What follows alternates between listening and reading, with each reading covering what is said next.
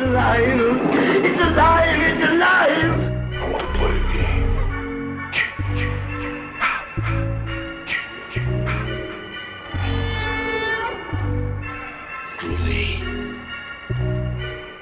Hello and welcome to the Sounds from the Grave podcast. My name is Yussef. And my name is Vania. And it looks to me like you're on the wrong side of the river. Oh my gosh, I love that quote so much. Mind you, I actually watched that movie for the first time today, but that's actually not the important part. The most important part is that we actually have our second guest ever. Hi, Demitry. How are you? I'm good. Yes, welcome to the show. Demitry is a friend of mine, and they are also a horror nerd. And they wanted to be on the podcast for a little while, so we figured why not talk about one of your favorite movies, Demitry, and one of my favorite movies, and that is 1999's The Mummy. It's so exciting. Yes.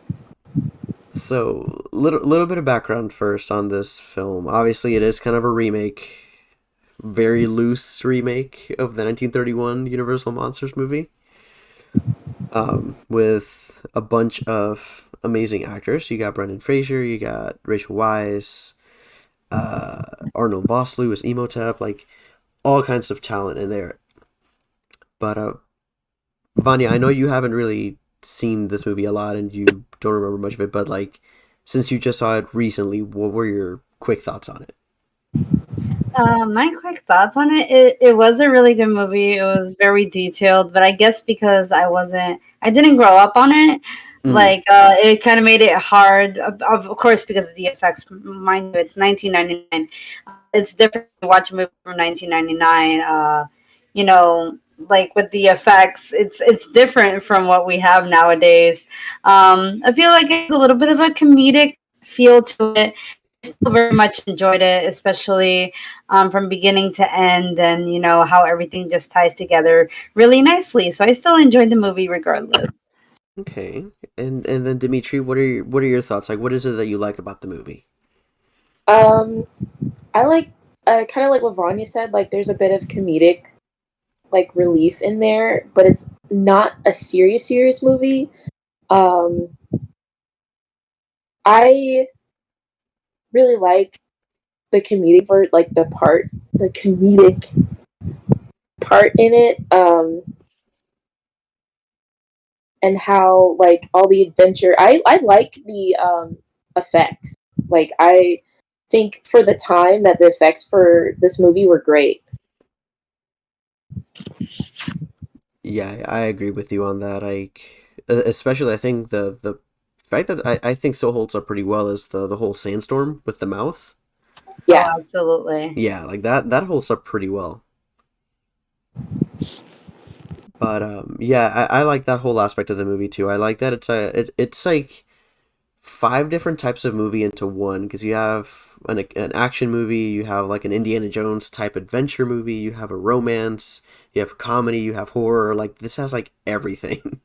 Yeah. And like, I don't know, it's just like, it's kind of like a feel good movie, because like doesn't matter, like what type of movie you like, you always find something in it to enjoy, I think. I completely agree. Same. Yeah. But yeah, so before we get like too deep into it, I think we're just gonna kind of go into like the basic premise of what the movie's about, before we go super into the plot points and all the details there. So the movie is mostly about this. How do I explain The Mummy in like 2 sentences? I'm trying to think now, because I'm horrible at this kind of stuff. It is. And Neptec wanted to sleep with Pharaoh's daughter and sacrifice and curse and done. No, I'm kidding. It's a joke. It's a whole ass joke. No, I'm kidding. Yeah, honestly, like one of the most like intriguing parts about this movie is like the backstory it goes into before we fast forward into the time that the mummy is. Yeah.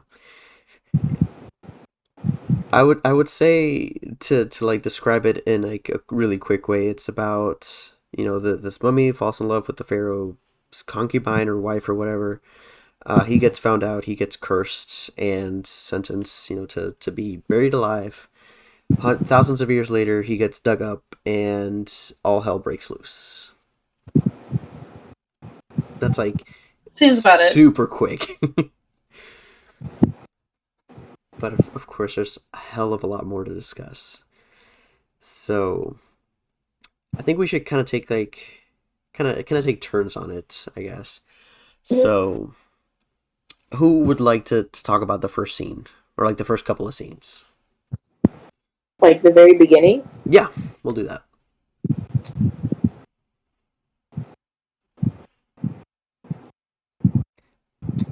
Well, the very beginning is like basically back, I think it was 3,000 years ago, I think. Yeah. Where they're all the way back 3,000 years ago in Egypt, and showing the king, I don't remember his name, you know, conquering over his people, and then it goes straight to Imhotep loving on Anaxinamun when they get caught. That's pretty much what happens. Yeah, like Yeah. I love the fact that the reason that they get caught is that he touched her arm and like smeared her body paint. Oh, like if he didn't do that, he would have never gotten caught. Yeah, not only that, she could have just been like, "Oh, I'm sorry, I like rubbed against a wall by accident or something." That's true. Or she could have done it herself. And be like, Yeah, and be like, "Oh, I had an itch." That was also like another part that I was like, wait, what? No, like that could have been anything. For a second, like when I first watched the movie, I thought it was like, wait, was that supposed to happen? Was it supposed to smudge? I'm like, oh, I guess it was supposed to smudge. But I'm like, what if she just rubbed on her, like on herself by accident? Like, like why would you get on her for that? But it is what it is. Like It was. this pharaoh is so like does not trust her at all. Like immediately he sees this man, he's just like, "Who touched you?" I feel like if I won't call them slaves, but that's kind of what they were.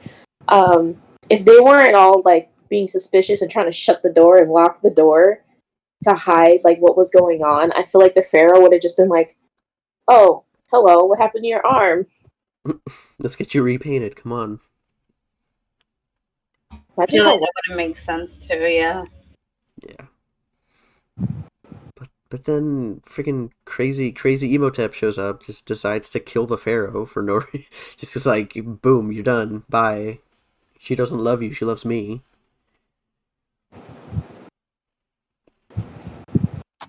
But I do really enjoy the fact that like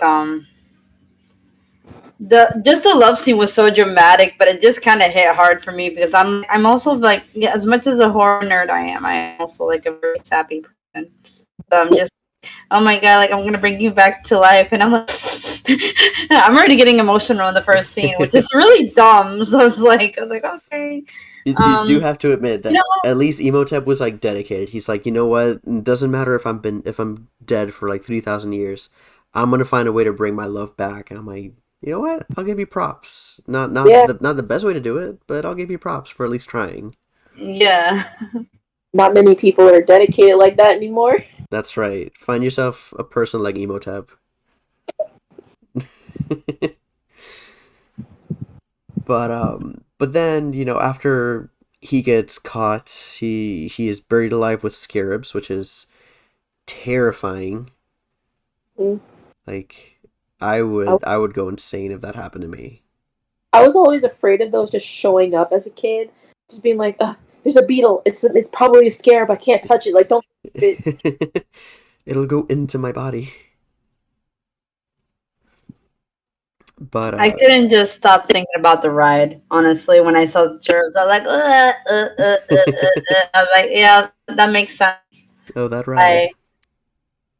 The one in Universal, of course. Yeah, But love it's that not one. like I said, today was the first day I actually ever saw it, like ever. I mean, I've seen scenes of it, but I just never actually sat down and watched it. So I thought it was going to be very interesting to get into. It was. I mean, like I said, it was very comedic, and also, but the effects were really good for its time, and of course with everything. Oh, I mean, I loved. Well, I'm not going to talk about that character yet. Hold. I'm going to wait till like introduce that character that I'm going to talk about. So yeah. Okay. But anyway, yeah. After he gets buried alive and everything, that's when we skip over to our the time period the movie's going to be set in, which is like the 1930s. Very very Indiana Jones, because all the Indiana Jones movies were set in the 30s. So that's a nice little callback to that. And that's when we first meet two of our characters. We meet good old Rick O'Connell, the lovely man. Love you forever, Rick. And everybody's favorite little squirrel person, Benny. Fucking We Benny. love Benny. We love Benny in this house. Like Benny is a rat. He's a funny rat, though. Yeah, I love that fact. So just like in the middle of this war, and he's just like, "Well, bye. You deal with this." It's like he's very self-preservationist. Yes, he is. He's very much like that guy of like every man for himself type of Yeah. person. It's like, you're my friend, but first. Yeah, but yeah, exactly. It's like me first. So yeah, like the other thing that happens here that's pretty interesting is the whole thing where, Rick kind of has this weird encounter in the desert where, like, this weird face appears in the sand. Oh yeah. Which I thought was really interesting. I like that whole scene. It was really cool. And then we see for the first That's time. a little bit Yeah. more advanced in its time, though, for sure. Mm-hmm. Yeah, it was like a really creepy image too. Like I would be terrified if that happened and be like, oh, that's an actual like complete defined face in the sand. Yeah. My thing is, I can't believe. Oh, I'm probably skipping ahead a little too much, but like he would agree to go back. Yeah, I think it was more of like a money thing because they were like, oh yeah, we'll give you money, and also because I think it was also kind of his sense of honor. I guess he was like, hey, you saved me from dying, so I got to repay the favor type thing. Yeah, I'd be like, thanks, but no. Y'all can do that on your own. But yeah, so then before we get to that though, so we do have a little bit. I think, well, yeah, that's when we move on to our next character, which is Evie, Love her. the Queen, Evie Queen. We love her. And I think what I like most about Evie is that like she doesn't feel like your typical female character in the movie. Like she's clumsy, but she's also a badass, and like she's very like human. She's not just like a character. Yeah, Like she I like has, that mhm. part. Yeah, like she has like a lot of vulnerable moments, but then when she does turn into a badass, you're like, this is the Evie that we want. I mean, like for Evie, I felt like she had a lot of good character development. That's what I mostly enjoyed about her is just the fact that she was like, I'm clumsy, but like I am the daughter of an adventurer, and my dad married a certain someone. I don't know if it's too early to discuss, but like, of course, her dad married an Egyptian woman, and then the fact that she knew that she fell in love with Egypt, and she became so knowledgeable that she became so like passionate about even in her job like as a librarian is like super admirable. And then the fact that she just goes on and she actually learns how to read like Egyptian like writing is like super cool to me. she was such a cool character. Like Yeah. I genuinely enjoyed her, even though she was really funny. But you can tell like she had a lot of personality to her. Mm-hmm. Yeah, she wasn't one sided. She was like I said, she felt like a normal human being. Like she didn't just feel like a random movie character or something like that. Yeah. Yeah, but then we get one of her best scenes, and it's I just love the scene. Who wants to talk about that scene? Because I wanna like discuss the scene after somebody explains it. The library scene? Yeah. Um, basically, she's putting books back. She's on this really tall ladder, putting books back on this huge bookshelf, and she has a book that doesn't belong in that section. So instead of doing the smart thing and climbing back down and just putting the book on the other side, she decides to reach to the other side, which is not even within arm's length, to put the book where it's supposed to go. And the ladder comes off of the bookshelf. And she's just there, balancing on a freaking ladder. Oh my god. Just in the middle of a floor, like the ladder just like kind of bouncing back and forth. And she kind of she falls onto the bookshelf, and then it just creates like a domino effect of all of the bookshelves full of books just all around the library just fall. Oh, and all because she just wanted to put the book back where it went. Yep. I also love like the curator of the museum because he's like, you're worse than a plague. Yeah, he's like, give me locusts. No, man. And just like I don't know, like just like the whole like ditzy thing of her where she's just like this could have been avoided, but just completely destroys a library. hmm Oh. Even when I was a kid and like I was watching that scene, I'm like, why didn't she get down? Like the smart thing to do, just get down and like once you're done putting those other books away, and then just put that book away. Yeah, It saved her exactly. trouble. No, but when you become an adult, you just become fucking lazy and you just want to take the shortcut to everything. So I felt that. I was like, let's freaking reach for the other side and hope for the.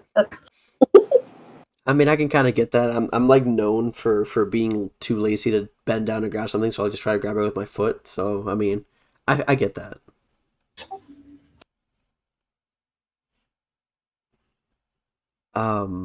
But then after that, during when she's about to start cleaning up, that's when we get introduced to her brother Jonathan, who's like the pretty much like the main like comedic relief of the film. Yeah. And I love Jonathan. Jonathan was so funny to me. Yeah. He's almost like Benny in a way, but like I'll actually save you kind of Benny, but he's still like, oh, you're dealing with that? I'll maybe just watch over here though. Yeah. He's I'll I'll, like I'll scream words of encouragement. like there's in the scale of side characters that are good and bad, like Benny's all the way to one side and Jonathan is like halfway there to the other side. Yeah. He's like right in between the two because he's also, kind of into self-preservation, but at the same time, like he knows that that's not always going to be the best step. Like he's like, I gotta help my friends, I gotta help my sister, type of stuff. Yeah. He's older than Evie, right? Yes. Yeah. He's like, I protect my little sister, you know. He at least has. And yeah, and because of Jonathan, actually, like I don't even know how he got this like piece that opens up ends up actually being a He key. found it in DB. He found it in DBs and stole it of Rick. Oh, Yeah. yeah. Look at Rick at a bar. Yeah, that's right. I remember that now. Yeah, and that's where they go over to see Rick, and Rick has of course been imprisoned, and he's literally about to be hung. And I think this is where you get like one of my favorite lines of the movie, where the guy, like the executioner, or like the guy in charge of the prison, he says, what are your final words, or what is your final demand? And he's like, set me free. And the executioner's like, can we do that?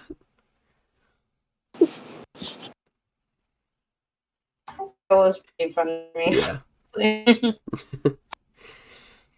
Yeah, and then and I love that whole scene of like them literally just like offering money to buy him, essentially. Well, she offers money, and when then they kept making a joke about, oh, like I like watched this amount of money just to see him hang, but it's like, okay, but he knows where like Hamanatra is, and he's like, oh shit, but then they start bargaining against like how much percent each of them is gonna get, and then he settled on 25, which I was gonna be 35, and like, huh? I was like, all right, cool. Like, yeah, that was like very Looney Tunes, so like the whole duck season, rabbit season thing. Yeah. Yeah, so which is I like that whole scene. I think was pretty funny. It's like while he's just hanging from a rope, they're just discussing percentages of like how much money they're gonna make while he's about to die. Yeah. Oh man! But And then finally he settles on 25, and then he finally realizes that he can't take back his word. He cuts off the rope from his neck, and they are on their way. yep. And that's when we get that's when we get like one of our first conversations between Rick and Evie, where Rick, of course, is all like, long hair, all, nasty looking. And he's like, Evie, I'm gonna tell you the secret, and just goes in and like kisses her. But that was before the hanging, Yussef. Oh, was it before? I don't remember. I couldn't remember if it was before or after. But anyway. It was before. No. He that day, because he's like, do you want to know how to get to Hamnatra? Then he kisses her, and then he was like, get me out of here, lady. And then he's like about to get sentenced off to be hung. Yeah, that's true. Yeah, but then that's when we get over to our next scene, which is like the boat scene, and that's when Rick shows up in his haircut, and he looks amazing. Looking all Prince Charming and. Yeah. Brendan Fraser was literally like the 90s like hunk back in the day. Like, let's be real here though. Definitely. Yeah. And then we also get introduced to some of our other characters. So we see like the other people that are trying to get to Hamunaptra and like find the treasure. So you have this other like archaeology professor. Jeez, I can't talk. And then like the people that are with him, which is like just like a bunch of cowboys. Bunch of Americans. Yeah. Like the most America people of the 30s. Yep. And a little bit after that, we're still over on the boat though. That's when the Magi. The Magi, yes, but like right before the Magi show up, that's when Rick finds out that Benny is there, and Benny is actually the guide to the other guys, so like the other group of people. So of course, like one of the funniest things he does is doesn't he like throw him off the boat? Yes. He goes, "Oh, Benny, you're here. Why?" And, "Oh, I promised I'd take these other Americans to Hamunaptra, and they were smart. They only paid me half now, and then they're gonna pay me half when I get them there." And they're excited. "Yeah, okay. Bye." And just tosses them over the. Literally grabs him and throws him off the boat. Like, here's what I'm gonna say about this movie. Benny gets abused in this movie. I can't wait to talk about one of my favorite scenes, like about his. Like, geez, poor Benny. He gets eaten alive most of this time. Like, everybody's just picking on him. He's the punching bag, honestly. He really is. Like, Benny is put through hell in this movie. Sometimes for good reasons. Sometimes I think it's just because Rick just like wanted somebody to punch. He's like, "Hey Benny, come here for a second." I think it's because Rick knows how much of a scumbag he is. Yeah, probably. And so one of the other things that I really liked as well is, after that is when we get the Magi attacking the boat, which is a very good action scene. I like that. Oh yeah, absolutely. I really like where are we past the part where, damn, I really did forget her name. Evie, or is it Evie? Evie. Evie? Okay, like Evie is like, I was like, where's the key? And she's like, what key? And I'm like, what do you mean, what key? It's the freaking box. What the fuck are you talking about? Well, they didn't know it was a key. That's the thing. Yeah, that's fair. It does seem like a box, though. Yeah, it's just like a little puzzle box or something. Yeah, they did open it, and they just didn't know like what it was for. There's like, okay, open it, like they just thought it was like a little box. That was it. Yeah, and then like again, the Magi here, they just get demolished as well. Like they get shot at, they get set on fire. My thing is like, stemming from that, they weren't like very good at their job, and they got so easy, like every time. Yeah, they were like supposed to be protecting Hamunaptra and like stopping the evil from coming back, but like you couldn't send like more people after them instead of just like a boat of like 4 or 5 guys. Like send like 2 boats at least and send some people up there. My favorite part of that scene is where Rick was shooting, and he had just saved Evie from the guy that was after the key, and he's shooting. He runs out of bullets, and he's trying to like refill his guns, and there's just a trail of bullets like leading towards his head, and Evie just kind of like grabs him and like saves him from getting shot, he's just okay, and then just like starts shooting again. He didn't even say thank you. He just like I think he just like gave her a look and then just kept shooting. Yeah, but I like that scene too. I like that whole like series of bullets coming closer and closer to him, and then he just gets pulled away at the last second. I like that.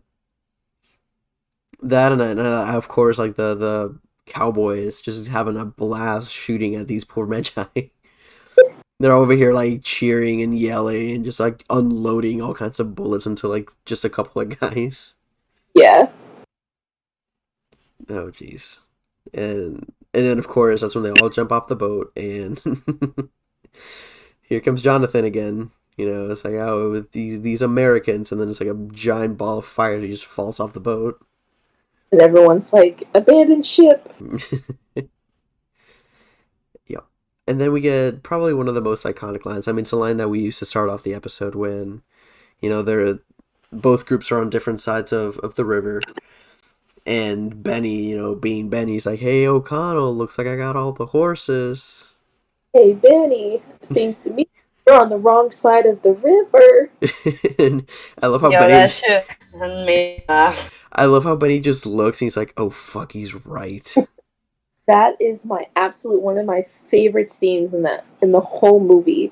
Like, favorite scenes, but that one just tops them all. Yeah, definitely, like, up there for me. We haven't gotten to my favorite scene yet. We'll get to that in a second, though. But, they end up having to buy camels and just making the trek across the desert. Again, this is like where a lot of the fun humor comes in. Like the warden from the prison, like I think he's like falling asleep or something, and they just smack him. Mm-hmm. That was Jonathan. Yeah, Jonathan just like smack him with a stick. Just like this, it's like this. The smallest little things are just so funny in this movie. Yeah, it's like they knew exactly where to put the right amount of like humor. Mm-hmm. Because it didn't forced. Like some movies, like humor just seems kind of forced. Mm-hmm. This movie, all the humor was in like the right spots at the right time. Yeah, and not only that, like every character had like a different type of humor. Because like Evie had like the whole like, oh, I'm clumsy thing, and then Rick had the whole sarcastic, funny joke stuff, And then Jonathan was just more of like the slapstick, like falling from stuff, hitting things, like that kind of stuff. So I feel like I think that's why it worked so well, because they each had like a different type of comedy that worked for their character.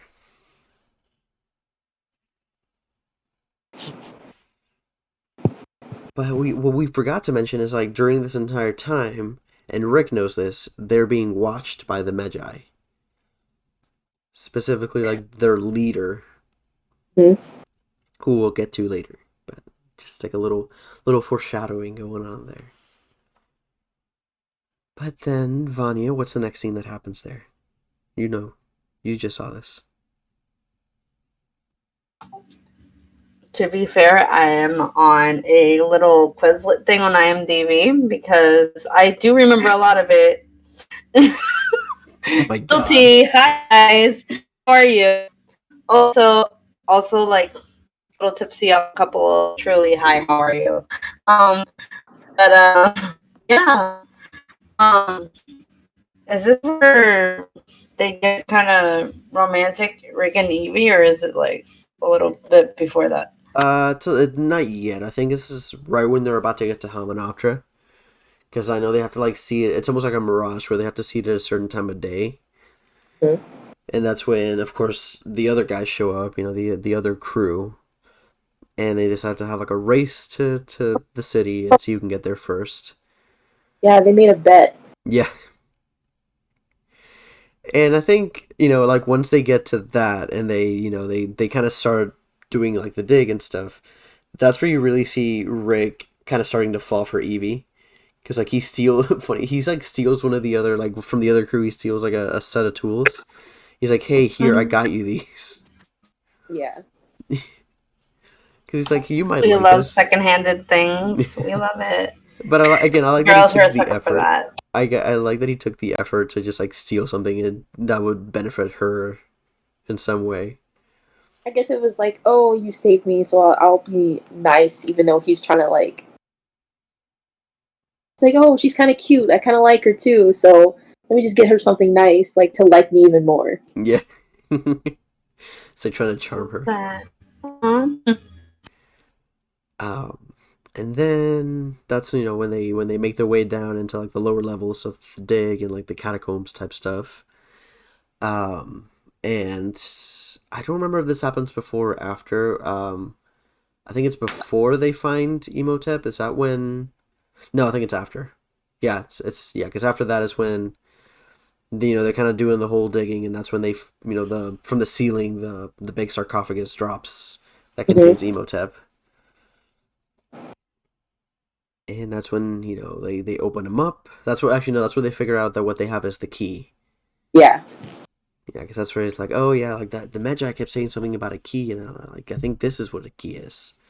They open it up, and then they see good old Imhotep still looking a little crispy. Juicy. Juicy, as they like to say, yes. And then, like, right after that is when the warden kind of gets separated, and you know what happens in the horror parts when people get separated, they die. But this guy gets real greedy. He's like, oh, look at all these like blue diamond scarab jewel things.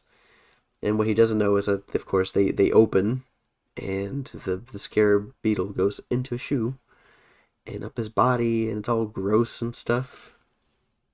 And then it goes in his brain. Yeah.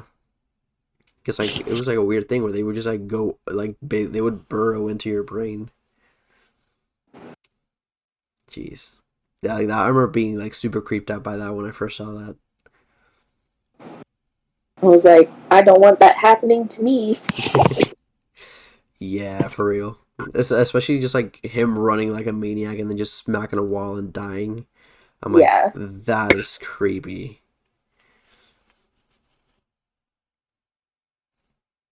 And after that, that's where they also find.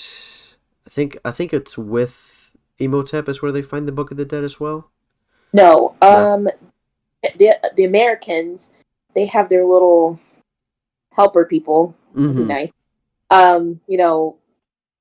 Get out like they find where this little secret compartment is, and they're like, "Oh, let's have them open it just in case it's booby trapped." And which was pretty smart, actually. yes, it is. I think that's why they're there. And they get it open, and there's compressed some type of acid, I think. Yeah, I think it was like salt acid or something like that is what they called it. Sulfuric acid, I think. Mm. Where that just like goes all over them, and those people obviously die. And that's where the book was, in the cursed chest. Yeah. Where they find the Book of the Dead. Yeah, that's where they find the Book of the Dead, and like the isn't that where also they find like the little pots? Yeah. Yeah, that's right. The little bottles with like all the faces of the gods on them, which is pretty cool. I like those bottles. And then oh yeah, that's what happens. That's when like after they camp out for the night, Evie being super sneaky just runs up and like steals the Book of the Dead from the other guy. Yeah, I don't believe in curses. I only believe. No harm ever came from reading a book. Yeah. Jeez. Got the whole. Honestly, that's like every horror film out there. Yeah. It's like, don't read out loud. Reads out loud. Why the fuck would you do that? Exactly. Like, stop it. She could have just read it to herself. Like, people normally, when they read stuff, they don't read it out loud unless they're like being told to read it out loud. And I'm like, why would you do that though? Oh, jeez. But yeah, like, that's when, oh, jeez, I'm like blanking right now. I just realized it's almost 1 o'clock in the morning. That's probably why. Wake up. I think this is where I see. I keep forgetting. I think this is the same moment where Evie gets drunk. Right? Isn't this where Evie gets drunk and she's like, I am a librarian. Yeah, I think that's the night. That's the first night they were there. Yes. Because Jonathan found the liquor or wine or whatever in the warden's bag after he died. Yeah, and that's right. that's also the night the Magi came again. Yes, that's right. That's right. Yeah. And, the Magi, again, we have another really cool action sequence. I think my favorite moment of that being Jonathan just taking gulps of the wine while shooting and then also giving Benny some of the wine. Yeah, Benny just spits it out like, coming, and he just runs. Oh my god. And then we also get our introduction to one of our other characters, and that is Ardeth BAE. Literally Ardeth BAE. I guess Ardeth is BAE. And, that's when he gives us the warning. It's like, hey, like, y'all better get out of here, because you don't know what you're messing with, and if you keep this going, we might have to kill you. Which he doesn't do. Like, if I was, like, my whole life's work was to protect this, I would have been like, I'm just gonna kill you guys. Like, no chances, yeah.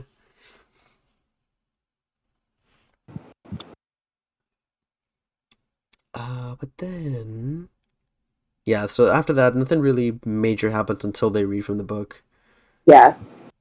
And that's when they, when good old Emotep wakes up. Screaming. Yeah. I kind of wake up like that too when people wake me up out of my sleep. And this is also, I think this is where like some... That's me on a daily. I felt that. Isn't this where I felt that. Where some like locusts or something show up and they have to go underground again? Like something happens where they have to go underground, and I forgot what it was. It was the locust. Yeah, okay. Gotcha. Yeah, I have like a really bad memory. I don't know why, even though I just saw this yesterday. But yeah, that's that, and I think this is where it really gets into like the horror aspect of it too, Mm. with like the guy that loses his glasses and they get broken, and of course he's blind, he can't see a thing, and you like see the shadow of Emotep walking past, kind of like toying with him a little bit. Should have brought a second pair of glasses. Yeah, you'd think, right? Especially if you have the chance of losing them if In the you can. desert. Yeah.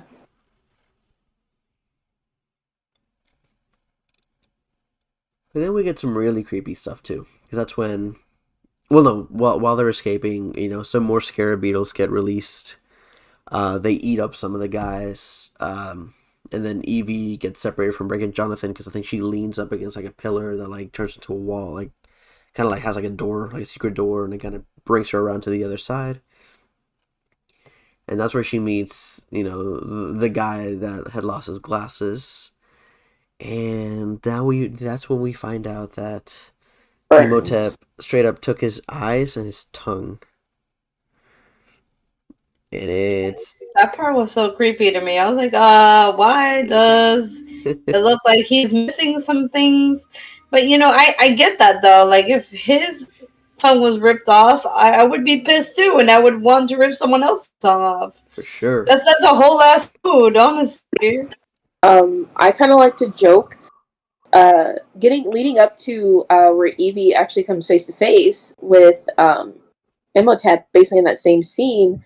After he takes Mr. Burns' eyes and he looks at Evie and he calls her a Nox and a Moon, thinking that's his love. I'm like, probably could have taken someone else's eyes who could see a little bit better. That's why he couldn't tell who he was. Yeah. It's like, how can you tell that's, Nice on the Moon? And we're like, wait a minute, this just clicked. He's blind. Yeah. He just has eyes because that's like the thing he can take.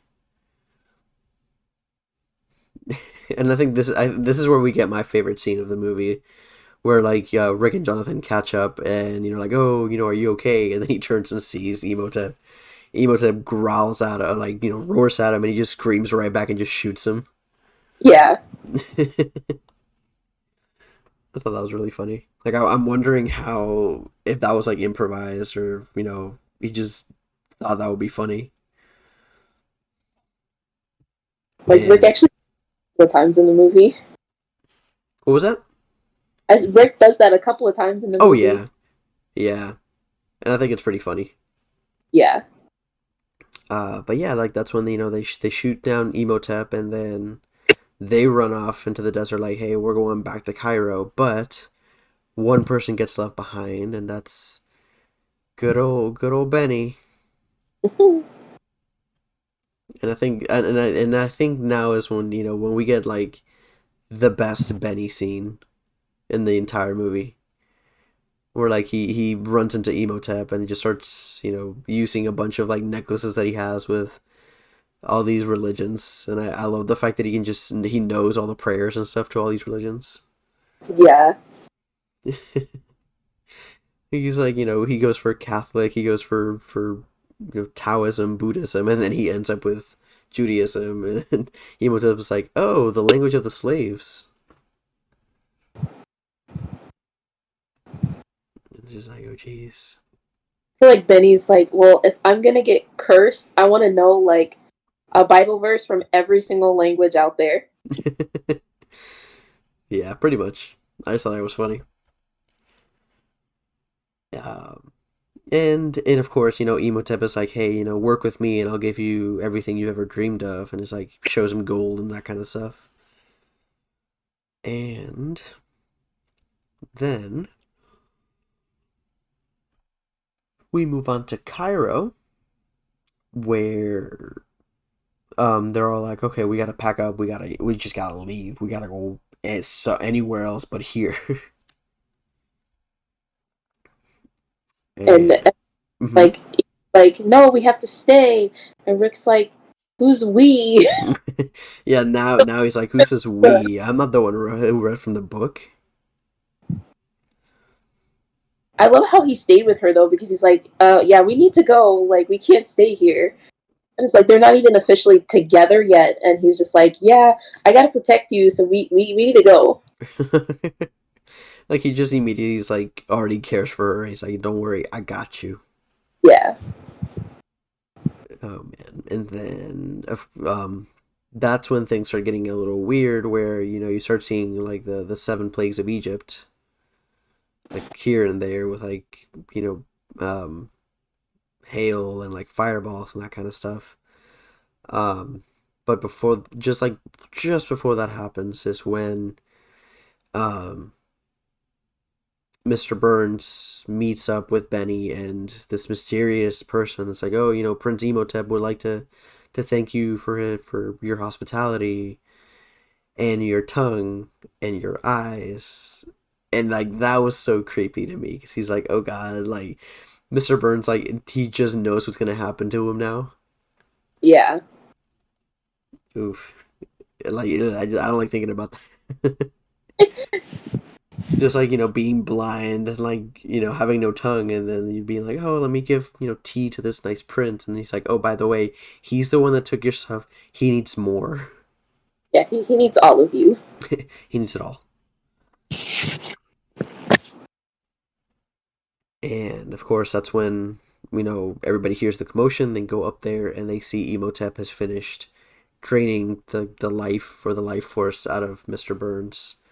And he's a lot stronger now. Like he can take multiple bullets and just keep walking. Well, I feel like the first time he got shot, it was a shotgun instead That's of like true. Yeah. revolver. Yeah. But then that's where we also find out that he's afraid of cats. Yes, because he's not as strong as he is unless he's fully revived, I guess. Yeah, until like he has all his power back essentially. And it pretty much has to do with the fact that like cats in Egypt, like Egyptian mythology, they were like the guardians of the underworld. So he's like thinking, oh crap, they're gonna bring me back. Mm-hmm. And then what's the next scene that happens? I think that the next scene is when they go over to like back to the museum, and that's when they find out that the curator is one of the Magi. Yeah. Yeah. Which is, I like that little reveal. I wasn't expecting him to be one of the Magi, but I was kind of glad that he was. I was like, that's a nice little connection. I like that. Well, I feel like him burning part of the map, when they first found it, he's like, oh, whoops. Yeah. Yeah, he's super like, oh no, that was an accident. I thought that was pretty funny, actually. I love how, like, every time they see someone who they think is bad, like, their first reaction is just like, guns. Yeah. Guns. Immediately, they just like pull out a gun. Any gun. Well, we try to protect what we were supposed to protect, so. This is on you. Yeah. And then, but yeah, now this is where we get to see more of the plays, like the solar eclipse, and like things are starting to get darker. Mm-hmm. Actually, I don't think we even mentioned when. Yeah, we forgot to mention that where Rig goes to that bar with Jonathan, and they find out that all the water is now blood, and that's when they know that something's wrong. Yeah. Completely forgot about that. I thought that was like right after this. I'm going crazy. He was Are you guys talking about the bar scene? Yeah, we're talking about the bar when all the water, the drinks turn to blood. Oh yeah, that shit. I was like, wait, why does like red wine, that what seems to be red wine, they're all spitting it out, waste of liquor? No, I'm kidding, it's a joke. But like, damn, like, I was like, well, how would you guys know what blood tastes like? That was what was concerning to me. I'm like, for me, it would be like when you bite your lip, or when you have bite to your like tongue. or when you bite your tongue, or even when you like get a cut and you suck up the blood, like that kind of stuff. That's how you get a taste of blood. So. Yeah, but when you get an excessive amount in your throat, it's Oof, like, yeah. how? Yeah, that'd be gross. Yeah. Irony tasting, I think. Almost like a penny. Yeah, it's like you're eating a penny. Yeah. So yeah, that was pretty cool. Yeah. But after that, they're like, okay, the solar eclipse is going on. Like, we don't know where Emotep is at the moment, but we got to find this other professor that had opened the case, because we have the other two guys, the other two Americans are here with us, so we know where they are, but we got to find the professor. I, They I what was that? right before that, they realized why Imhotep is going after Evie. Oh yeah, because Imhotep thinks that she's an Moon, or actually no, he's gonna use Evie as a sacrifice, right? Yeah. Yeah, to revive an Moon. But I think one of my other favorite moments here is when, they're like, okay, Jonathan and Rick are like, okay, we're gonna go find the professor. You two keep Evie here. And he's like, no, I'm going with you. And he just like grabs her, picks her up, and throws her on a bed and locks the door. Yeah. Like doesn't even care. He like doesn't say anything. Doesn't move. He just doesn't respond to anything. He just grabs her, throws her, walks out. It's like, you need protecting, so that's what I'm gonna do. Yeah.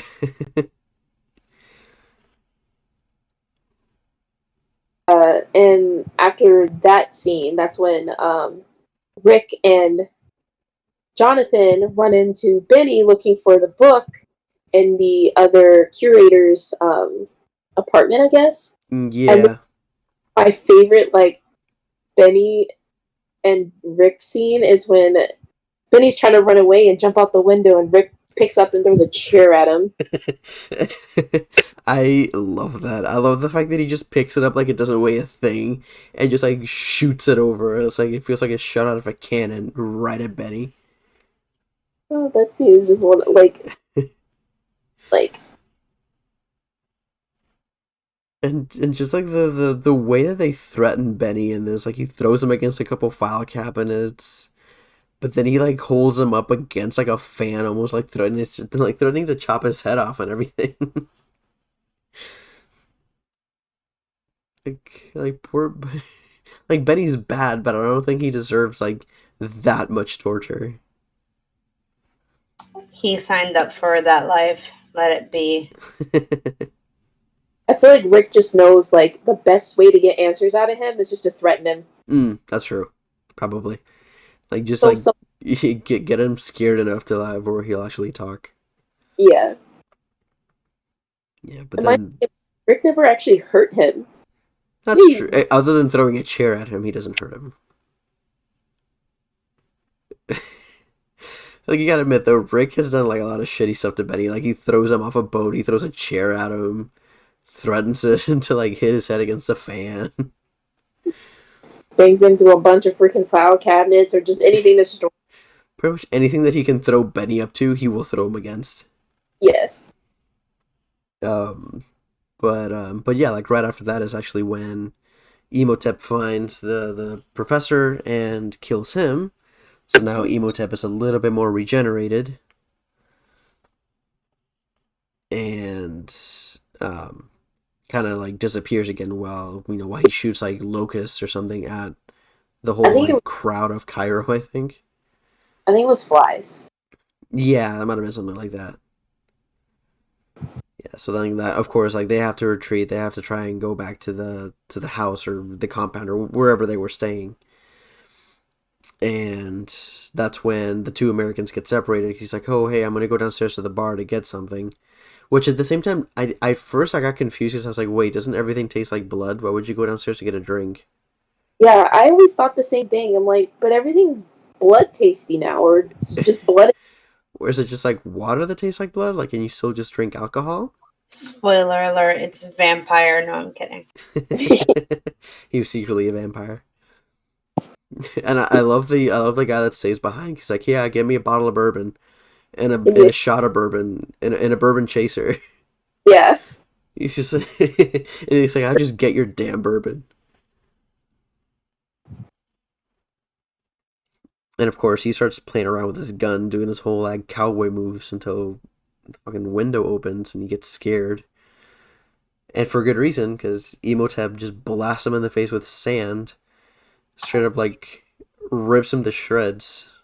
And now we see, semi-regenerated Imhotep. Obviously, he's still, like, a little mummy-ish looking. But, like, now he actually looks more human than anything. which I thought it was like super.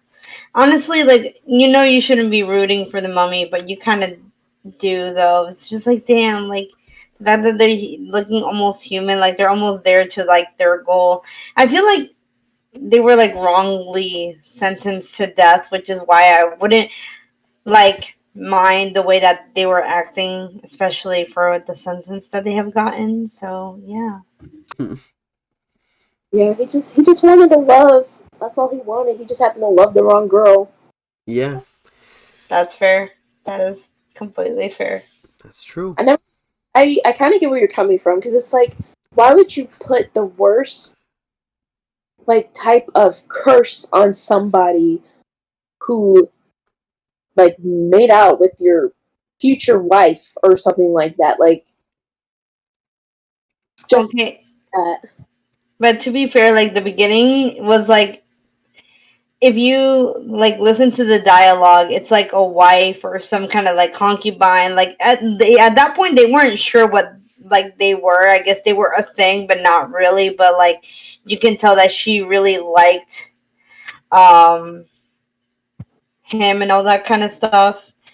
And like all of a sudden, just like oh, you don't allow us to be together, and the pharaoh got like pissy mad. Like okay, like I'm about to kill you, but then put a curse when they're wrongly accused and like sentenced to their death just because they wanted to love. I was like, are you serious? I mean, that's probably the sappy talking in me, but See, I still don't think I would have given him, that much of a curse for a couple of reasons. One, I think that's overkill. Yeah. Two, Egyptians were pretty superstitious, and this dude was like a high priest. Like, they probably thought he knew like magic or something. So like, why would you, give him a curse where, if he gets brought back, he would probably be even more powerful or something. true. Yeah. The Egyptians didn't really think that one through. They're just like, just stick him in there, throw some scarabs, he'll be fine. Yeet. But yeah, that's, this is also where we kind of get to see a little bit more of Emotep's, like, abilities and, like, the powers that he has. Like, a locked door does not stop Emotep. He'll just turn into sand and, like, move across, like, through the keyhole. It's like locked door, no problem. I'll just go through it. Yup. And this is the part that like always kind of confuses me about this movie. Because that's when he goes over to Evie because Evie's asleep, and he starts kissing her. I don't understand why he kind of just like his mouth turns back into like mummy mouth. Yeah, Uh, I've wondered that too. But maybe it's because, like, he wasn't supposed to be kissing her or something. I don't know. Yeah, Just- like I was like, what exactly about Evie is it that's like stopping, like causing him to do that? Maybe it was the curse? It could be the curse, or it could be that like he wasn't fully regenerated yet, maybe. Yeah, maybe just enough to where he was like, yeah, let me just focus it on my face, and then he forgot what he was doing. My thing is, she knows what's going on. She knows exactly what's going on. She falls asleep, and she gets dressed to go to bed. She's like, well, I guess I'm locked in here. Might as well go to sleep. I would not be sleeping. I'd be up, like, being, like, having a panic attack, being like, oh my god, is my brother okay? Is Rick okay? Are the people that we're trying to save okay? Like, she's like, I'm just gonna go to bed. And she's like, I've had a long day. I've been dealing with these mummies and these men just picking me up and throwing me around on beds. Like, I need a break. I know that's right. Oh my god. Okay, I lost my train of thought. I don't even know where we left off. Where Imhotep kissed Evie. Oh yeah, that's right. Yeah, and that's when Rick and Jonathan burst through, and Rick just pulls up a cat out of nowhere. He's like, "Hey, look what I got!" Oh my gosh, that part of the movie, I was like, like that's when it hit me. I was like, this is really a comedic like moment. Like, why would you pull out a gun out of nowhere? It's like, hi, look what I got, and just like, Yeah, and just Emotep runs is, off, and I'm like, whoa, what the fuck? Emotep is literally has that face. It's just like, oh fuck, it's a cat. And then he does that storming out of the room again with the. He turns into like a sand tornado. Where he like kind of turns into the mask and just like a little tornado that the mask does. Yeah. Yeah. Oh man, but yeah, that's when they go back to the museum. They're like, all right, so we have an idea. If the Book of the Dead could bring him back, maybe the Book of the Living could kill him again. That's where they find where the Book of the Living is. Yep. And while they're trying to figure out where the Book of the Living is, though, I think I get to like one of the creepier moments of the film, like the ones that like kind of freaked me out when I used to watch this as a kid. And that's when Emotep has just like a whole angry mob of people just chanting his name. And he's just like walking around in the middle with his mummy mouth all like full force and looking all ugly and stuff. I would like, say Imhotep like that, like following the people, saying that, and my mom would be like, "Stop! You're gonna bring some curse. Like you shouldn't be doing that." I'm like, "But it's a movie." I would do that too, honestly. I would just like walk around my house and just like chant Emotep. Yes. And I don't know why my mom would say that. She's just like, "Don't say that. You're gonna bring some curse upon us." And I think this is also where we get like Evie's smarts. It's like she's figuring out like, okay, they put the hieroglyphics are here. They read it wrong. I actually know how to read them right. It's actually here instead of where they wrote it. The Horus statue? Yes, I think it's like the Statue of Horus. And then she's like, take that, Bembridge scholars. Mm-hmm. And I'm like, that's right. You do take that, Bembridge scholars. That was my favorite, like, you go girl moment. Like, yes. Yeah, for sure. Prove it wrong. That, and I do like when she's trying to read the hieroglyphics that everybody's like, Evie, hurry up, we got to do this quick. She's like, patience is a virtue, and those guys break through the door. He's like, not right now, it isn't. Yeah. Oh man, that like just so many golden lines in that movie. Yes, I say some of them like. Well, when I used to watch the movie like all of the time, I used to say the lines all of the time. Especially the good ones. Oh yeah. Funny enough, and this is also where you see that Jonathan, like, you see that he's resourceful too, because like he sees the angry mob just coming at him, and the first thing he does is just stop and start chanting Emotep, and he's like, all right, perfect, this will work. That was the smartest move that he probably actually pulled the whole entire movie. Oh yeah, like I think that's like one of the smartest, like, quick thinking things in just any movie really. Yeah. He's like, all right, quick, I'm just gonna start chanting. Maybe they'll leave me alone. But then that's when he grabs the car, pulls it around. They all get into the car and just speed off. But of course, the people of Cairo are all chasing after them. Jumping on the car, and it just looks like a mess of people in there, just punching, kicking, people flying off the car. Trying to pull out that other last person. Yeah, they're trying to pull all of them out, but then they manage to pull the other guy that's like left for the sacrifices. I don't remember his name. Yeah, I don't either. I just remember him shooting indiscriminately at the Egyptian people until he runs out of ammo. Yeah. And then that's when Emotep shows up. And he's like, my last one, come here. And then that's how we get fully regenerated Emotep. Mm-hmm. Yeah. I think, what if there weren't enough people? Yeah, like, I think, yeah, because they said, like, whoever opens the chest and, like, takes the pots, and I'm like, what if there was only, like, 2 or 3 people? Instead of, like, one. 4, yeah, or, like, 1. Like, do you only, or, like, does it, like, just that one person, is that all you need? And like, Maybe. you would just like completely regenerate after that, or do you actually require like he like goes around, it's like, hey, can you take this face for like a second, and then he's like sucks them up. He's like, all right, thanks. Like, you Lord. touched it. No take back. Like, can you like hold this for like a second? But yeah, that's how we get, we get fully regenerated Emotep. He corners our heroes, and that's when he's like, all right, you know what? Give me Evie, and I will let you all go free. I'll let you live. Well, not necessarily, because the people, his mind controlled people, were attacking like after he left. Yeah, well, because he said to kill them. Because like, of course, he's like, oh yeah, just give me Evie. I'll let you live. But then like, as soon as he turns around, he's like, kill them.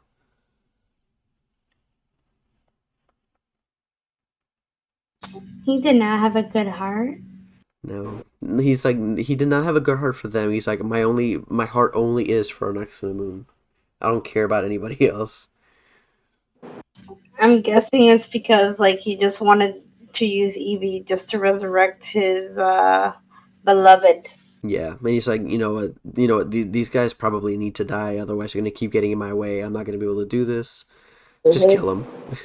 You know how frustrating that is to be to be him, and then he just keeps getting interrupted. I'm like, at this point, nah, I'm getting blue balled, edged, everything in between. No, just like I'm just trying to get my woman back. Like, is that so much to ask? These stupid, non-powered plebs are just up in here trying to mess with me. Yeah, he just wants his woman back. I felt that though. Yeah.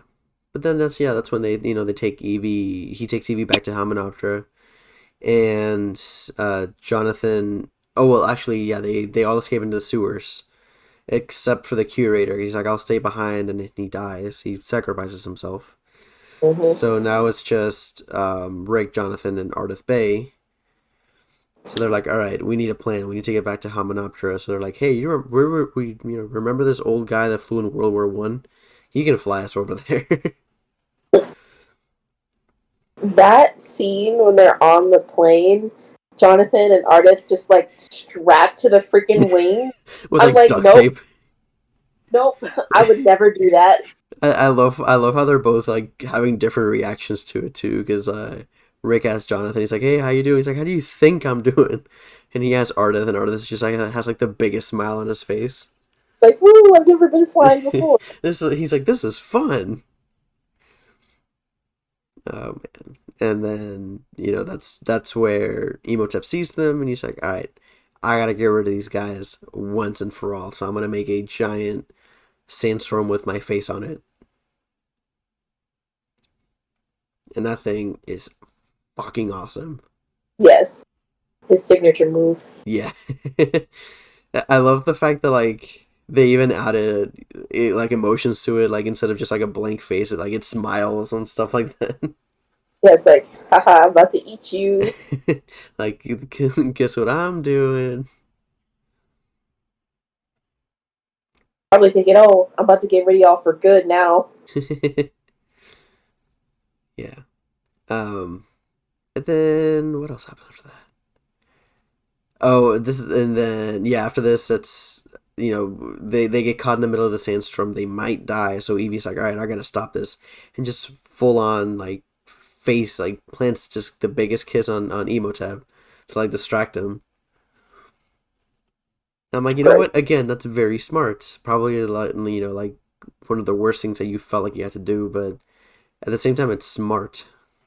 Yeah. Alyssa didn't have a really huge weight on the movie, which was Chef's Kiss.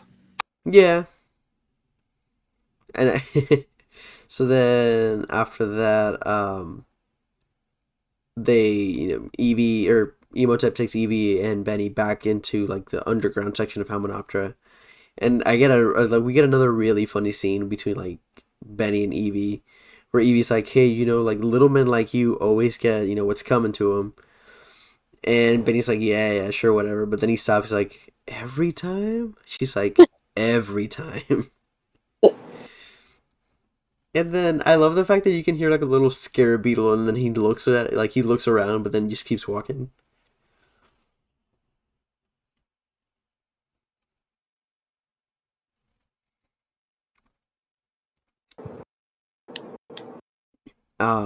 But then after that is when Rick and Jonathan and Ardeth get off the plane. Poor Winston has died. He sacrificed himself, but he got what he wanted because he kind of like wanted to die on the plane. Like he's like, I want to die in the heat of battle. He was bored just being Yeah, retired. he was like, I hate that I was the only survivor. I just want to die. And then they make their way into the underground of Hamunaptra, and that's also where they find like the big treasure room. Wasn't that the scene where it's like, oh, can I? And then he's like, please don't. And I'm like, Yeah. okay. Yeah, it's like, can I? No.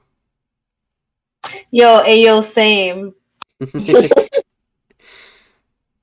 Yeah. Oh, and then they hear a gun. The Emotep hears a gunshot. And he's like, God damn it, these guys again. Oh, you forgot about the scene where Jonathan picks up a scarab right before the gunshot. Oh, that's what it is. Yeah, that's what happens. Yeah. That's what he hears. Yeah, when they shoot the scarab. Yeah, I guess like the scarab goes up to his arm, and they have to cut it out, and then they shoot at it. One thing that I've noticed about this movie is that there's no blood. That's true.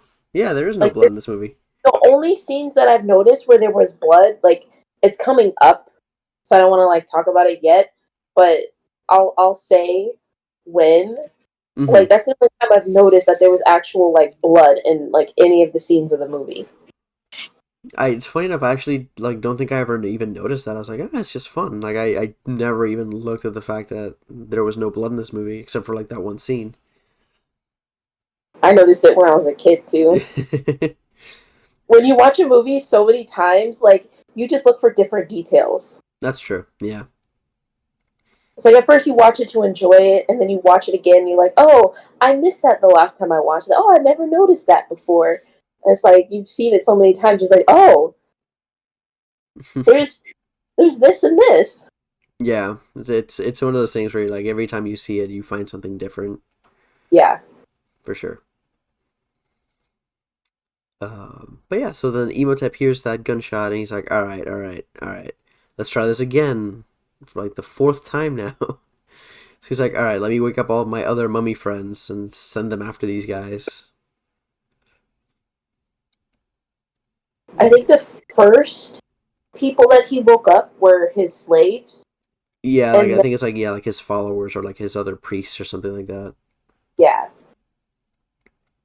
Yeah, and then he's like, yeah, go after my mummy friends, go after them, because they're all kind of like zombie, like they get blown up, shot up, and they still just keep going. And Ardeth is like, all right, you guys go on ahead, I'll take care of this. And I still don't. We'll talk about what happens to him later, when like after after everything else. Mm-hmm. So you're like, all right, yeah, we'll go on ahead, we'll find Emotep, we'll save Evie. And right when they get there, Evie is like about to get sacrificed, and Emotep is like, God damn it, again. These people. This movie is literally like the mummy just gets annoyed over and over again. They keep cock blocking him. Can we all take a shot every time he gets annoyed? Oh my god. Go just end up in the hospital at that point. It'd be the first. And then so they kind of stop Emotep there, but he's like, all right, this better work. So that's when he calls like his mummy soldiers with like swords and spears and that kind of stuff. Mm-hmm. And they're all like fighting after Rick. And Rick is just going to town on these things. He's probably thinking that they were all Benny. Like he's just imagining they're all Benny, and that's why he's going insane.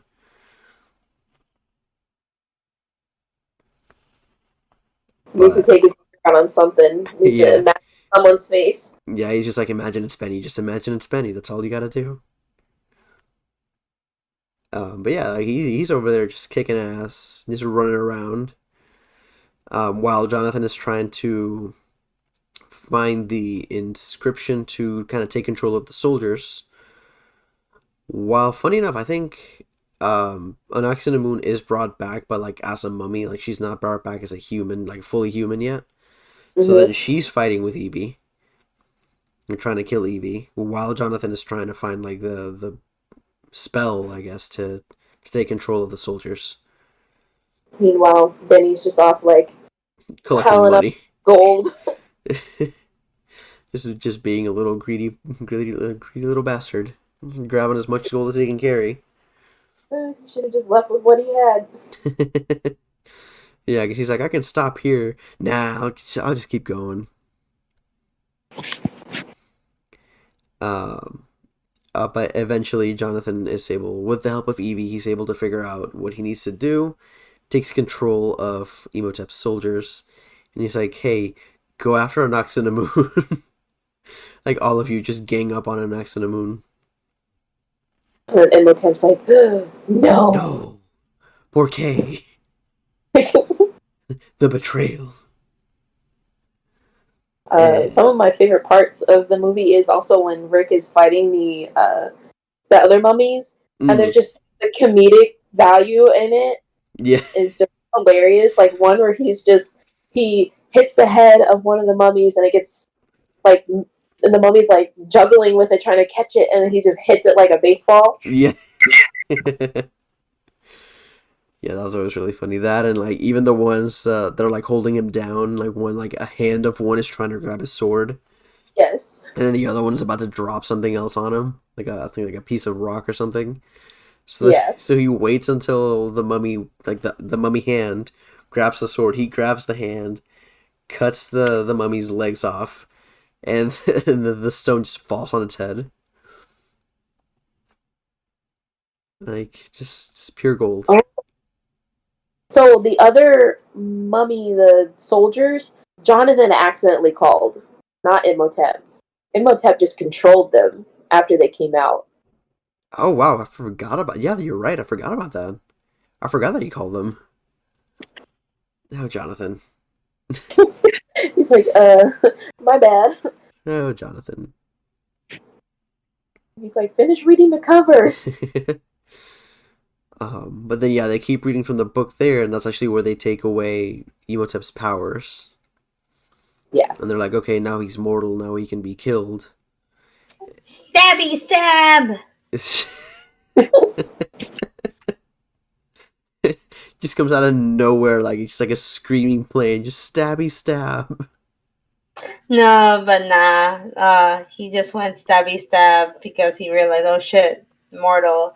And then it goes into this dramatic goop of like dirt and just dies. I'm like, oh, okay. Like black That's ooze. fantastic. Yeah. I'm like, all I wanted was to like be with my girl. Was that too much to ask? God damn. Like that mummy did not deserve I'm screaming.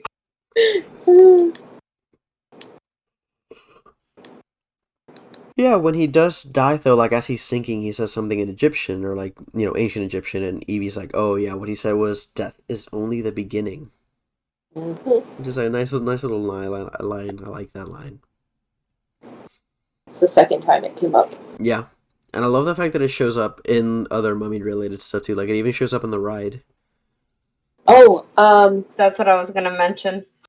right where we're at, this is where the only time that there was blood is where Rick had just finished fighting Imhotep, and he got stabbed, and then like there was blood splatter on his hands. Yeah, yeah. That was like about the only time, and then the only other time, still is that same scene. Rick has like blood on his shirt, but it's just like two little spots of blood on his shirt. That's it. That's all it takes. Also, the blood disappears from Imhotep's hand as well. Oh wow! Like before he goes into the little, It just disappears. Yep, it's just gone. I'm like, but there was blood splatter there. Where'd it go? Gotta love this continuity errors. I remember I used to watch movies constantly, just like try to find all of them. There's a shit ton in like a Christian movie that I saw like months ago, maybe during the pandemic, Mm. that they had a whole ass C-stand in the middle of the shot, and I'm Oh like, my god. what the fuck? But Jeez. either way, but yeah, the continuity errors are like hilarious to me, but I love them. Jurassic Park has so many continuity errors, like it's ridiculous. It does. Oh yes, like one day we have to watch it, and I'll show you how many errors it has that I've seen, Okay. because I know there's like a plenty more that I haven't seen yet. I've watched that 1,000 times too, so I'm surprised I haven't seen it. I could probably point out a few, but I'm just like, I don't remember there being that many. Oh yeah, like just on like like up until like when they go through the gates of Jurassic Park, there's at least like 7 or 8 mistakes. Wow. It's ridiculous. Damn.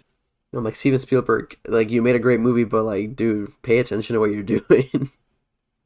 Well, it's not so much him; it's the editors. You know, like I know that Oh, they yeah. work closely with the editors, but the fact that they have to like do it in such a small like crunch time is what I'm guessing what was stressful. You know. Hmm. Yeah, I just think it's funny.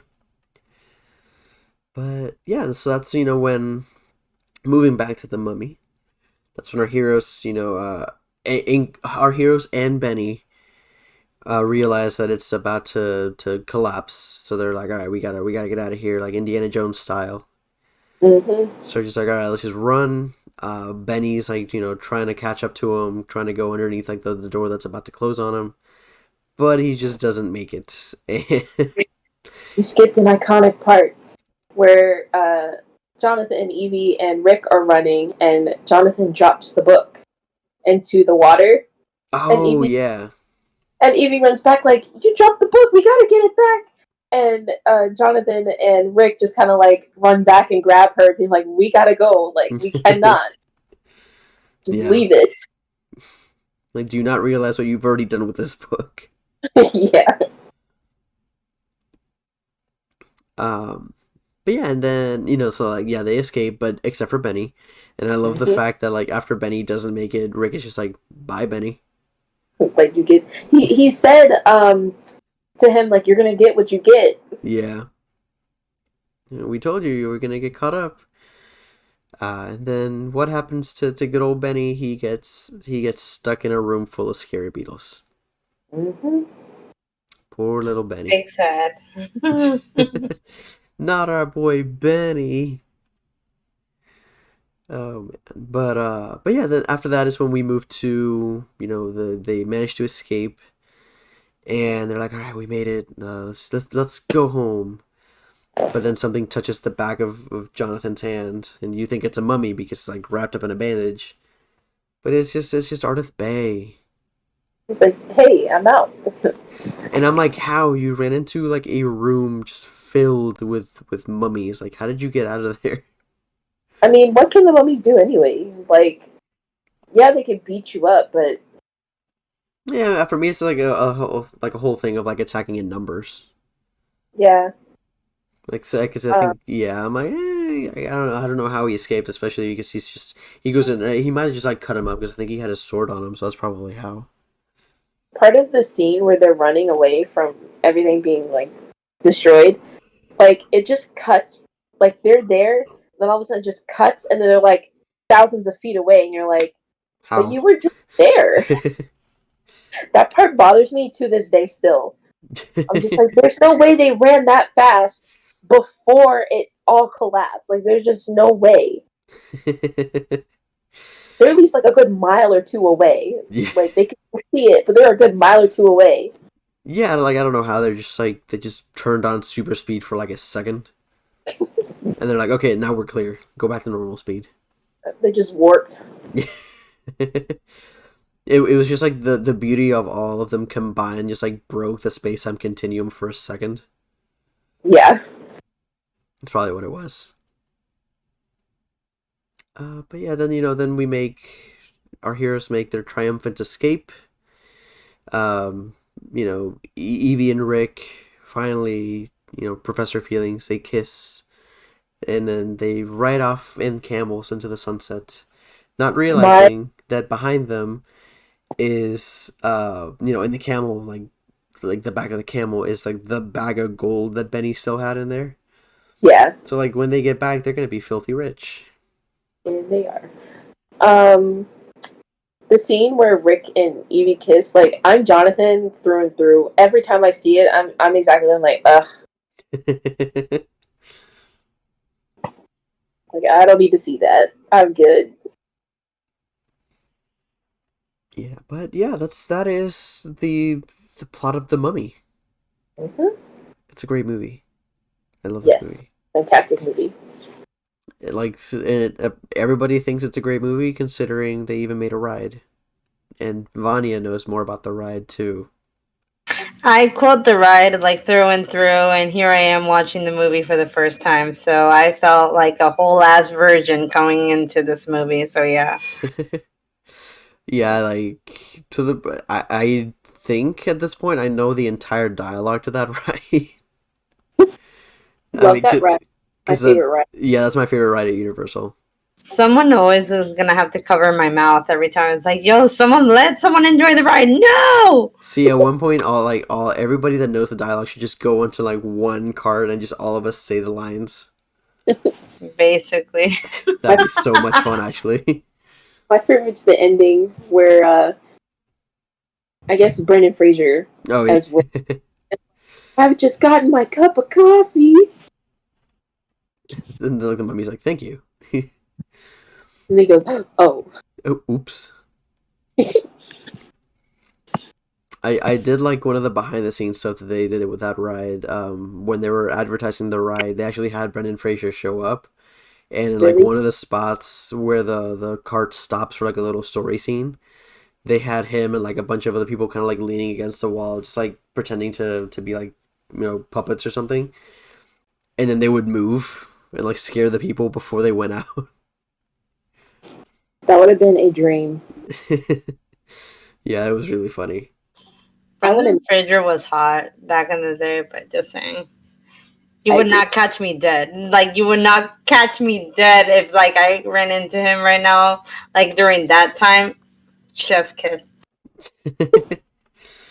Yeah, I'm hoping if I actually save enough money and go to MegaCon, I'm hoping I can get to see him because he's gonna be there this year. Oh, wow, I didn't even know Was that. there, Yes. well, he was Yeah. going to be here too before the pandemic. Yeah. I've always wanted to meet him. Yeah. Like, I always, like, when I was younger, I aspired to be Rick.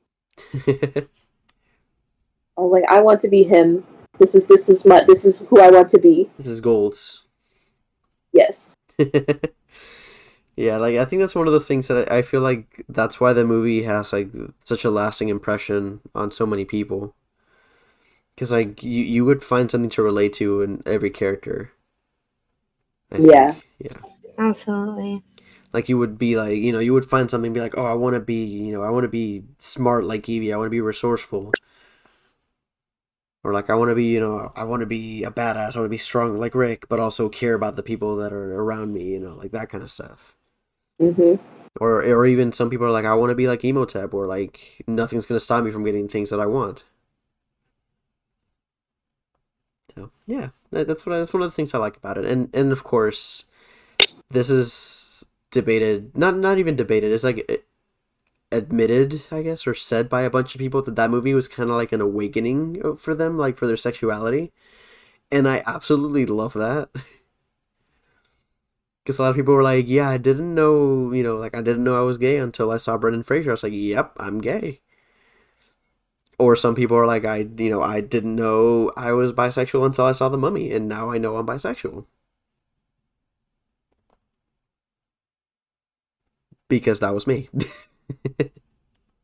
That's cool, though. That's fair, though.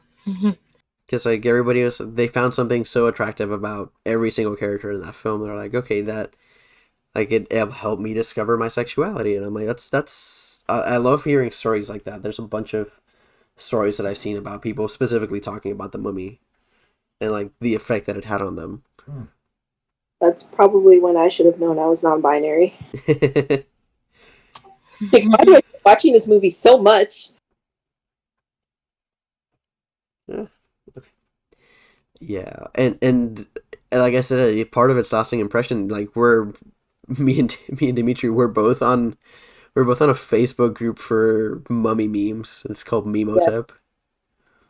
they're so funny. They Like really are. finding a group of people who have a love for a movie that I love and they just make memes out of it is just amazing. And the memes are funny. Oh, those memes are hilarious. They're actually funny. They like if I'm feeling bad or something and I come across one of those, they always make me smile every single time because they're just funny. Yeah, and even like outside of the meme stuff, I love the fact that they're like, they're still super supportive of all of the actors and that kind of stuff too.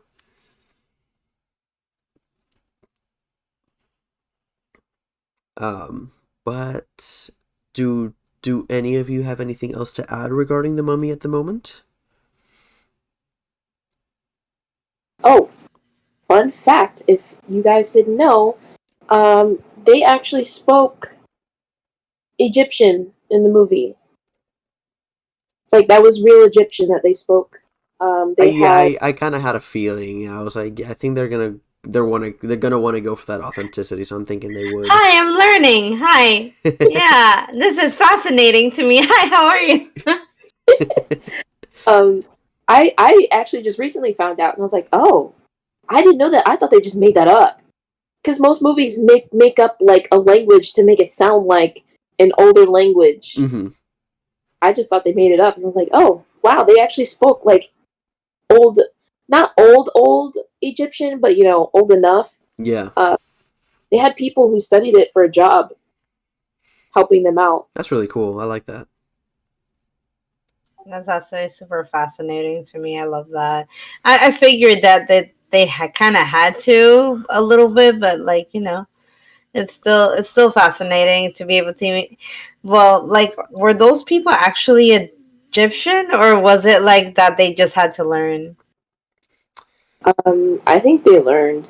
I didn't Yeah. really too much. Nice, nice. It, I know, because I know for a fact, like the guy that played Emotep, I think he's like Austrian or Hungarian or something like that. Like he's of that descent, so he's not really like Egyptian or anything. what about Very nice. Oded Fair, who plays Ardeth? Oded Ferry, yeah, I think I don't know if he's Egyptian, but he's definitely Middle Eastern. Yeah, So I think that's like the closest that they had to somebody from that area. especially at that time. Yeah, but yeah, Oded Fur is Oh, another one. is Chef's kiss. he's this? Oh, I don't know if you guys have seen this. There was this video that came out of Oded Fair, but like as Ardeth. It is the funniest thing because it's like current, like it's a brand new video and it's just like him talking about what he's been doing as Ardeth Bay, like ever since the Mummy movies ended. He's like, yeah, yeah, I moved to California, like I stopped being a Magi, like I picked up, like a lot of healthy stuff. Oh, is it That's funny. from about a year ago? Yeah, I think so. Yeah, it was really funny. He's like, yeah, like I've just been chilling ever since I left Egypt. Like I've just been doing my own thing in California now. I just looked it up. This is California. Yeah, it was really funny.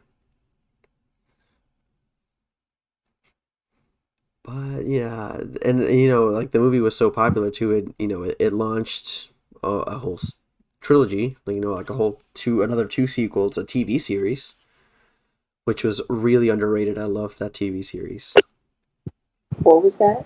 the Mummy animated series. There was an animated series. What the heck? Oh yeah, and it was good because it was set around like the second movie, so it Oh, was about like Rick, Evie, and their son. I forgot his name. name Alex. Alex. Yes, it was Alex. I was talking about the second movie earlier today. I'm like, is their son named Alex? Like I don't remember. But And yeah, it's that's like other adventures. I don't know if it's like set like before the movie or like after the movie because I think Emotep even shows up on the show. Might be like an alternate universe like show type thing. But yeah, I remember that show really like being really good because they talked a lot about like mythology in general, like not just Egyptian mythology, but like Greek mythology and Roman mythology and like that kind of stuff. oh, his name was Alex. Yeah. And I mean, we even got, the Mummy Ride, and then we got the Tom Cruise remake. Mhm. So, like, just Or because was it a remake? yeah, I guess it was like just like another Mummy movie. Yeah. It was set more in like our time. Mm. Yeah. A whole different mummy. But yeah, I think that might be everything that we have to discuss. Vanya, did you have anything else to add on it? No, I do not. Other than that, it was my first time watching this movie, which is why I didn't commentate as much because I think I have to watch it a second time because I mean, like I guess I was very distracted by the jokes.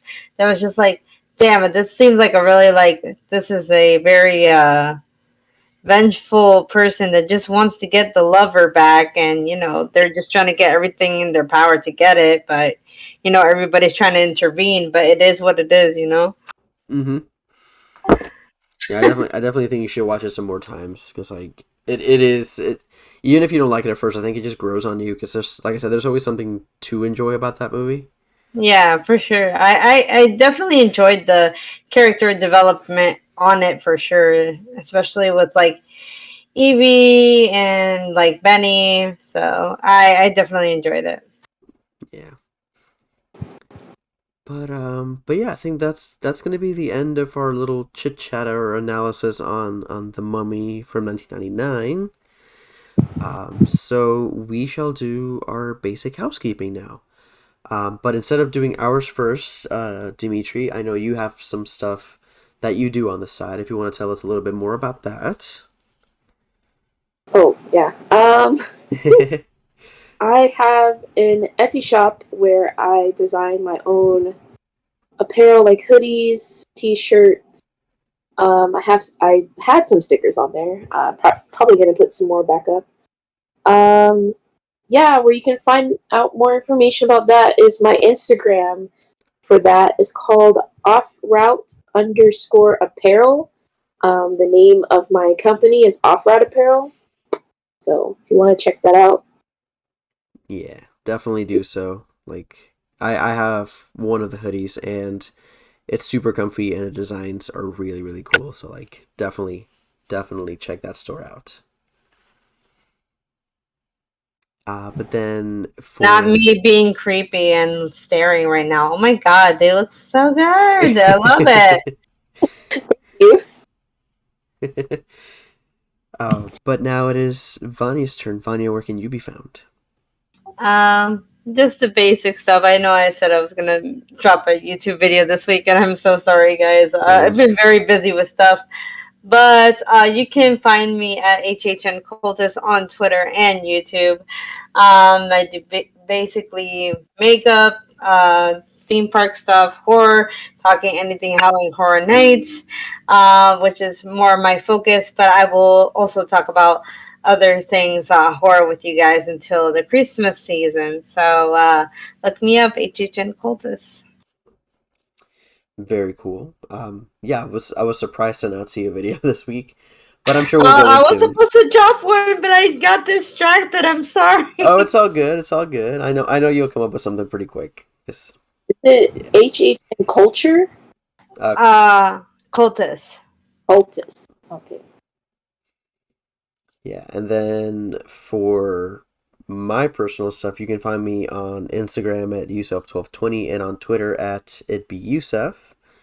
Um, and then for our podcast, you can find us on Facebook, Instagram, and Twitter on As Sounds from the Grave. And then for our podcast, you can listen to it on Spotify, Anchor, Apple Podcasts, and you can also listen to them on YouTube if you wanted to do that. We also have our email, soundsfromthegravepodcast@gmail.com. So if you can always drop us an email or just, send us a message, send us anything about something that you like about the show, something that you want to see on the show, or if you want to be on the podcast. Because we'd love to have you. As you can see, we love having guests on our podcast. It's a lot of fun. Absolutely. It's so much fun. So with that, we bid you a good night or good day whenever you're listening to this, and that you stay spooky. Stay spooky, guys. Good night. Bye, everybody.